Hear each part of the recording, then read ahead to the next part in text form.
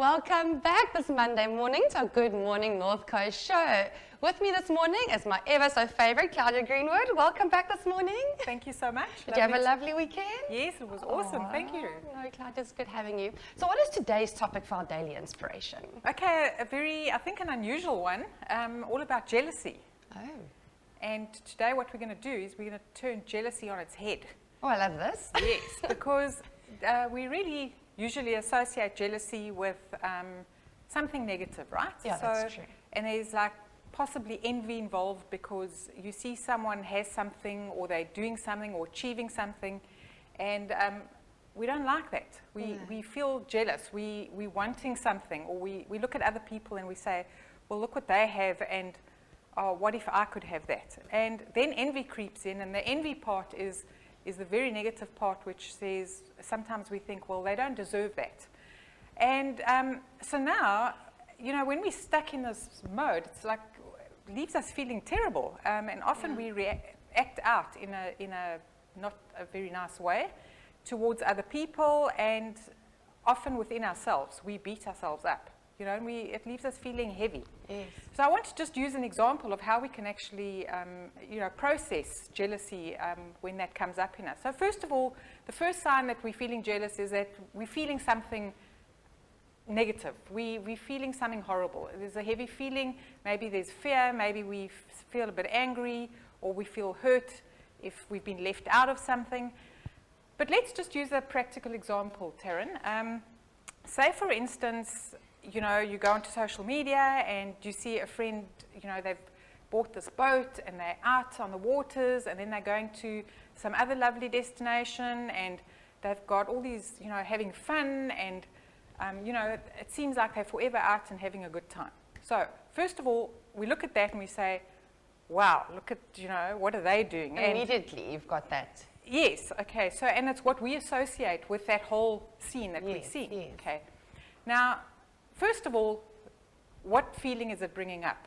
You know, is it like I feel, you know, sad that I'm not involved, or hurt that they haven't invited me, or left out? Maybe I'm feeling a bit rejected or abandoned, or maybe I'm feeling, well, they're having fun and I'm sitting at home and I'm not feeling so happy. I'm quite sad. I don't know. What is it bringing up for you?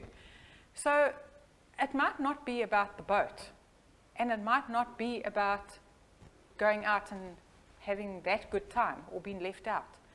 Maybe it's to do with you seeing other people having fun, and in your life you don't have fun and happiness. Maybe you seeing them doing something that they're enjoying, but you're not doing something you're enjoying. It doesn't necessarily have to be the same setup. That's such, yes. You know, so it's not the boat that you're after. Maybe it's happiness that you're after, or family engagement and having fun, or maybe it's exploring, but in a different way.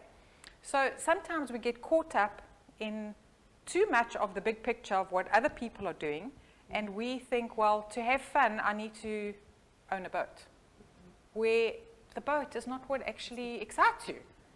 So this is where it helps us to actually switch this whole thing and say, well, if it's making me feel whatever you're feeling, maybe left out, rejected, maybe you need to focus on relationships, okay, with other people, and finding your own tribe.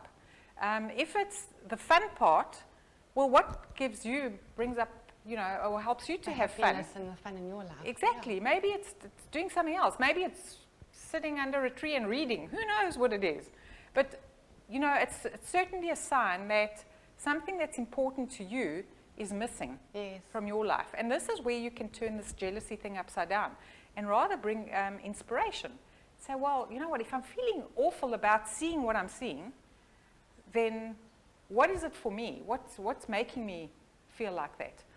The other thing we must remember is that when we look at pictures like that, or observe a person having this fabulous life, we must remember they're filters.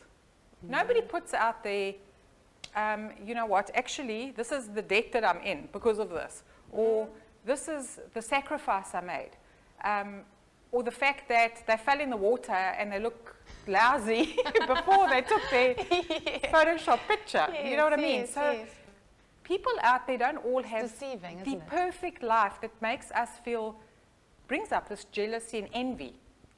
Let's find what is it, how is that affecting us, and what are we missing in life? What's important to us? And then importantly, take action. Do something about it.